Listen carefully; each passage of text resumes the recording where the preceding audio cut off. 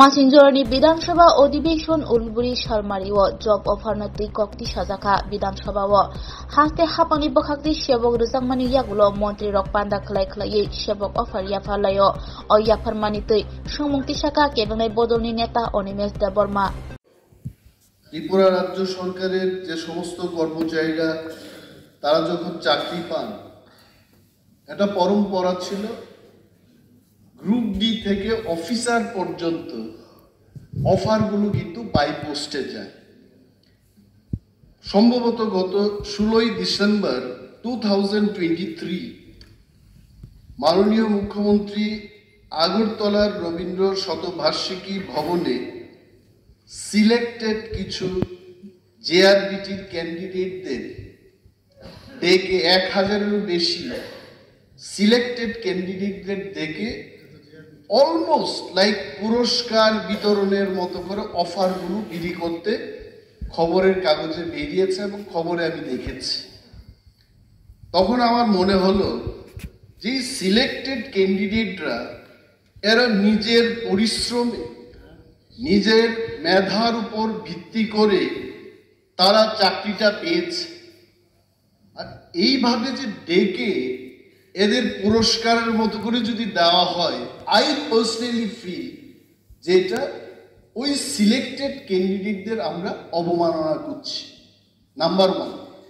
Number 2, যদি মাননীয় মুখ্যমন্ত্রী এইভাবে অফারটা বিলি বন্টন করতে পারেন প্রচারের জন্য, তাহলে আমরা 60 জন বিধায়করা যারা নির্বাচিত আমাদের এলাকার আমরা ট্রেজারি বেঞ্চে যারা বসে আছেন বিধায়করা মন্ত্রীরা নিজ নিজ এলাকার সিলেক্টেড ক্যান্ডিডেটদের আগামী দিন আমরাও যেন অফার বিলি বন্টন করতে পারি, এই ব্যবস্থা উনি করবেন কিনা আই ওয়ান্ট টু নো। মাননীয় স্পিকার মহোদয়, কথা হয়েছিল ওনার যে কোশ্চেন ছিল সেকেন্ডারি এডুকেশন ডিপার্টমেন্ট, আর উনি যে বিষয়টা উল্লেখ করেছেন সেটা হচ্ছে জেআরবিটির বিষয়। শিক্ষক শিক্ষিকার ক্ষেত্রেও জিজ্ঞেস করি। যাই হোক, এখন কথা হচ্ছে যে অনেক কিছুই তো আগে অনেক কিছু হয়নি, প্রতি ঘরে সুশাসনে এখন আমরা ঘরে ঘরে দিচ্ছি, আগে তো দিত না, দিত এইভাবে তো চেঞ্জ হচ্ছে, আমরা দিচ্ছি, এর মধ্যে তো কোনো অসুবিধার কোনো কারণ থাকতে পারে না। ফেয়ারনেস আছে এটার মধ্যে, আপনি দেখতে হবে এটার মধ্যে কোনো ফেয়ারনেসের সমস্যা আছে। আমাদের সুযোগ দেওয়া হবে কিনা আমি এটা জিজ্ঞেস করলাম। আপনি চলে আসুন, নেক্সট টাইম আমরা যখন করবো সবাইকে দেবেন সুযোগ। ডাকবেন আপনি will be part of it. যখন যার যার দরকার যে যে জায়গার আছে নিশ্চয়ই আপনি যদি if you are interested you are always welcome. মাননীয় অধ্যক্ষ মহোদয়, ক্যান্ডিডেটদের মধ্যে দিয়ে for your kind information honourable LOP, government of Assam একসঙ্গে মাননীয় স্বরাষ্ট্রমন্ত্রীকে দিয়ে চাকরি মেলা করে 25,000 অফার এভাবে ডিস্ট্রিবিউট করেছে। Government of Madhya Pradesh, government of Rajasthan, there are many instances. তো আমরা তো শিখি প্রতিদিনই বিভিন্ন রাজ্য থেকে, বিভিন্ন নেতৃত্ব থেকে। আপনারাও এডিসিতে যে অফার প্রদান করেছেন, চাকরি দিয়েছেন কতদিন আগে, আপনারাও দেখবেন এডিসিতেও আমাদের অনেক জনপ্রতিনিধিরা আছে, সেভাবে আপনারা প্রদান করেছেন কিনা। তো দেয়ার আর মেনি ইনস্টেন্সেস।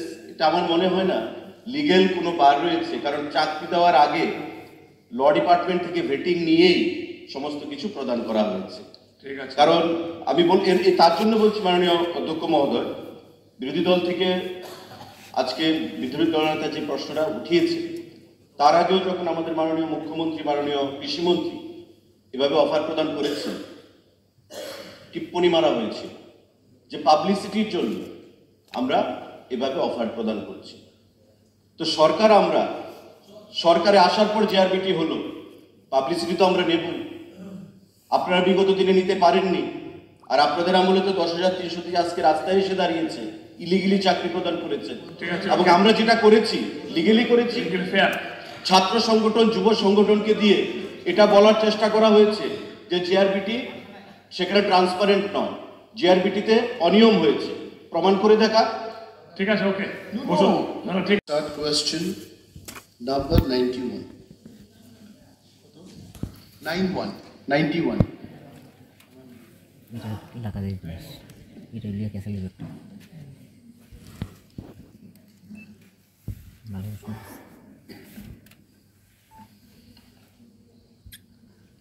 মাননীয় স্পিকার মহোদয়, এডমিটেড স্টার্ট কোশ্চেন নাম্বার 91, মাননীয় বিধায়ক এবং আমাদের অপোজিশন লিডারের প্রশ্ন এটা। 1 নম্বর হচ্ছে 2022 ইংরেজি 1 জানুয়ারি থেকে 2023 সালের 31 আগস্ট পর্যন্ত কতজন স্নাতক এবং স্নাতকোত্তর বেকারকে শিক্ষক শিক্ষিকা পদে অফার প্রদান করেছে?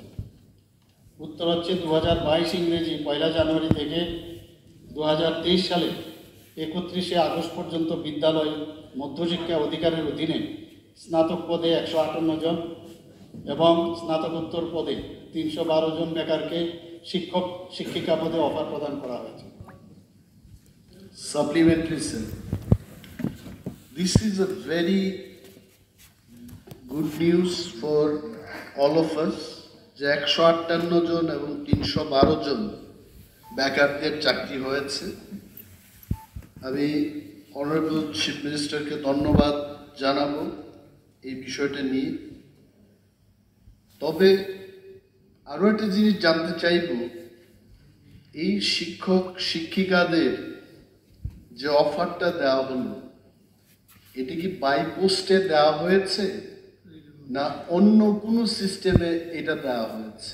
কেন আমি বলছি, last I have not protested it. না আই নো, ঠিক আছে, যেমন একটা নাইভার্স এমবির মতো হয়, এটা কোনো অসুবিধা নেই। ওকে We বসুন। wanted to be, ঠিক আছে। everyone part, না, wanted to be Babu. part of it. Honourable speaker sir, আমি আগে কোনোদিন একটা বিষয় মাননীয় বিরোধী নেতা আগে কোনোদিন কিন্তু ককবরক প্রফেসর নিয়োগ হয়েছে না, রিমেম্বার ইট, কোনোদিন না ত্রিপুরার যে ইতিহাসে।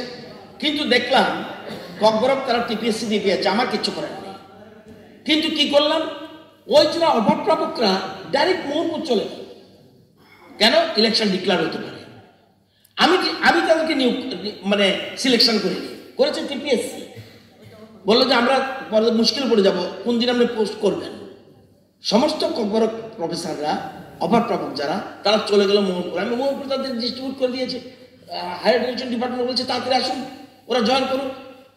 এইটাতে কোথায় ত্রুটি দেখতে হবে, ট্রান্সপারেন্সি আছে কিনা, মেইন জিনিস এটা। তবুও আপনাকে বলছেন যখন আমার ডিপার্টমেন্টে যদি হয় আপনাকে ইনভাইট করুন। Okay fine.